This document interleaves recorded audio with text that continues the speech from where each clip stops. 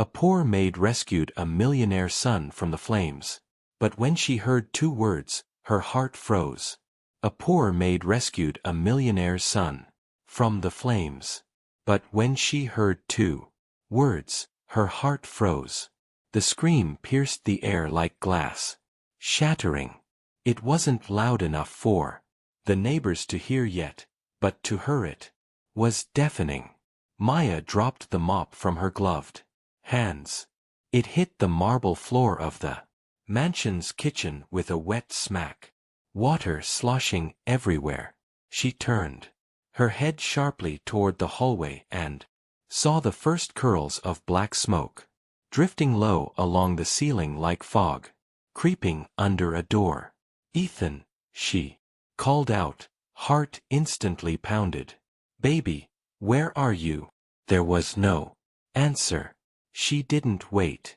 Maya tore off the apron strings, flung her cleaning cloth aside, and sprinted barefoot down the long hallway. The mansion was massive, lined with polished portraits and untouched furniture, but none of that mattered now. The smoke was thickening. The air was getting hot. By the time she reached the bottom of the stairs, she saw it. The fire had started.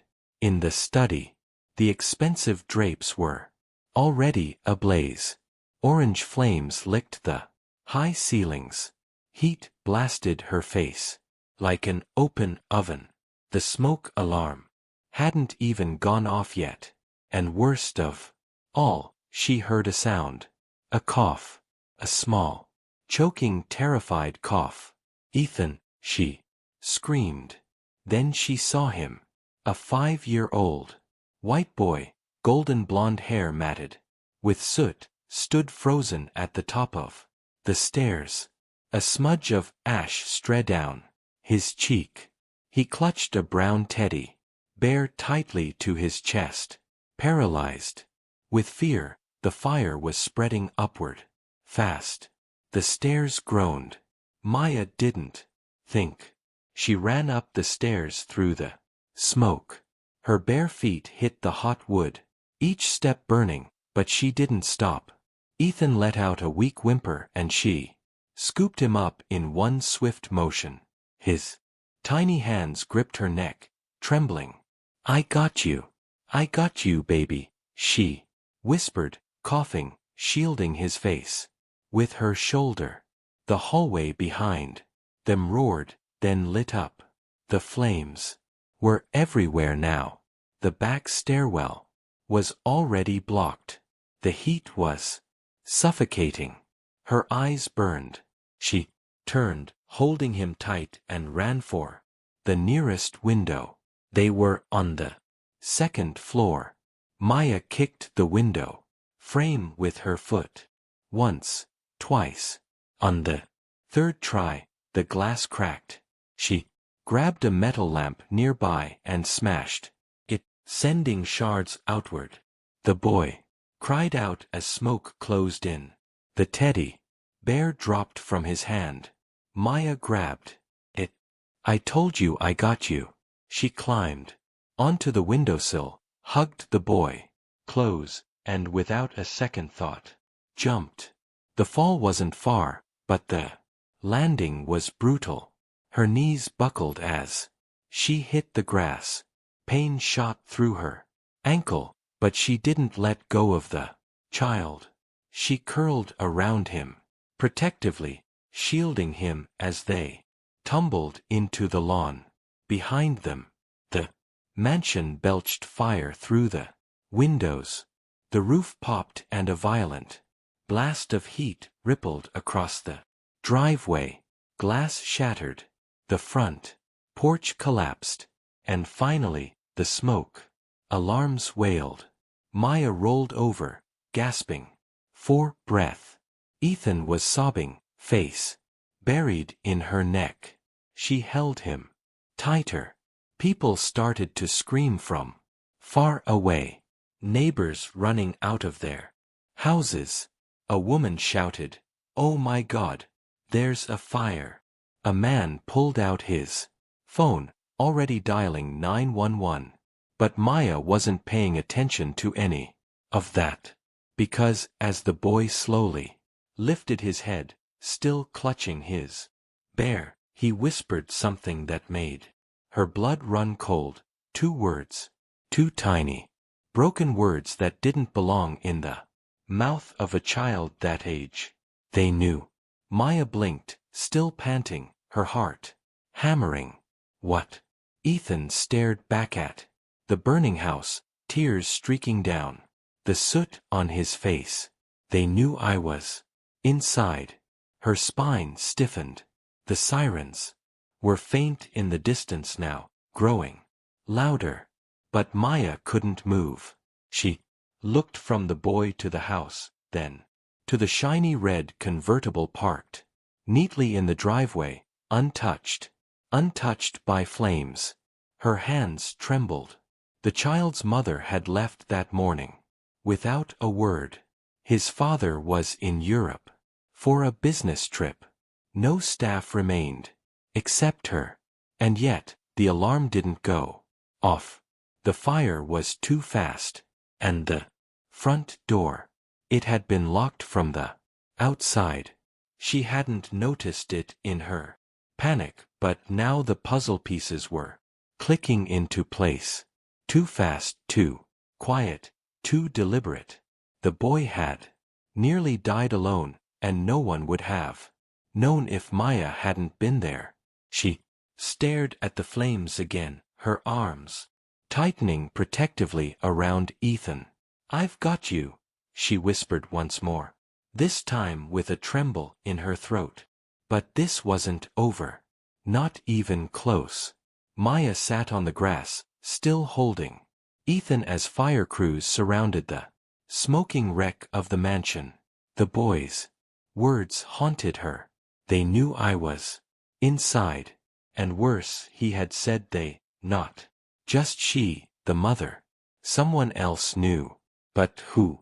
Maya barely noticed the medics bandaging her ankle or the oxygen mask gently pressed to Ethan's face. She was too focused on the puzzle, on the door that had been locked from the outside, on the strange silence, on how quickly the fire had spread as if it had been waiting for the right moment. Within an hour, the truth began to crack. Investigators found signs of a deliberate setup. A gas leak traced to a candle in the study. The front doors lock scratched from outside tampering. Smoke alarms disconnected. Security footage from the main server was gone. But someone forgot the off-site backup. When reviewed, the footage revealed a chilling scene. Mrs. Cartwright exiting the house, looking back once at her son, then locking the door behind her. She spoke into her phone, muffled but clear. "He'll sleep through anything." That wasn't neglect. That was intent. But then, where was the boy's father? Daniel Cartwright, billionaire tech investor, global speaker, almost never home, was found 3 days later, still abroad in Switzerland. When police contacted him, he was stunned. He had been told by his wife that Ethan was staying safely with her mother while repairs were being done. He hadn't even known Maya was working there. When he landed back in the States, Daniel demanded to see his son. But first, he was shown the footage. His knees buckled in the viewing room. Silent tears ran down his face. "She told me she loved him," he whispered. "She said she was taking care of him. I didn't know. I didn't know." Later, when he met Maya for the first time in the hospital hallway, he didn't speak. He just looked at her, this exhausted, bandaged black woman in a cheap coat and burnt-touched apron, and said, voice shaking, "Thank you for being braver than all of us." Maya nodded, holding back tears. "I didn't do It for a reward, she said. I did it. Because he was just a little boy. The case went public fast. Maid saves millionaire's son from blaze. Child's words reveal chilling truth behind. Family fire. Heroic worker exposes betrayal that could have killed a child. Mrs. Cartwright was arrested and charged with arson, insurance fraud, and attempted murder.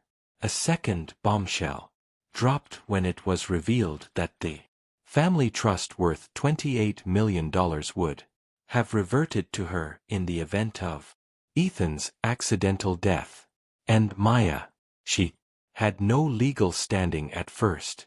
She was paid cash under the table. No contracts, no protection. But Ethan made sure the world heard her name. When child services tried to place him temporarily with distant relatives, he refused to speak. For days, he wouldn't eat, wouldn't sleep. The only words he whispered were, "I want Maya." And when the court hearing came, the boy stood, holding her hand, and told the judge, "She saved me. She came into the fire. I want to live with her." The room went silent. Daniel Cartwright, seated behind the lawyer's bench, stood slowly. Everyone turned toward him. "I wasn't there when my son needed me," he said quietly. "But she was. I'm not asking for full custody. I'm asking that Maya stay in his life as his guardian. She's earned more than that title. She's earned our family's trust." And in a stunning decision, the judge granted joint guardianship. Maya as Ethan's primary caregiver, with Daniel offering financial support, code decision rights, and a public commitment to reform his absence. Later, as they left the courthouse, reporters swarmed. "Maya, how does it feel to go from maid to guardian of a millionaire's son?" She didn't flinch. She looked down at Ethan, who gripped her fingers tightly, his teddy bear tucked under one arm. Then she looked into the cameras and said softly, "I wasn't just a maid. I was someone who stayed when it mattered." That quote would go viral. Daniel Cartwright publicly apologized, founded a Children's Fire Safety Foundation in Maya's name, and transferred a portion of Ethan's trust into her care for housing, schooling, and a future she had never dreamed of having. But for Maya, the real reward came quietly, in the little apartment where they now lived. Safe, modest, warm. She tucked Ethan into bed one night, his arms still wrapped around that same singed teddy bear. He looked up, eyes wide, voice hushed. "Do you think the fire will come back?"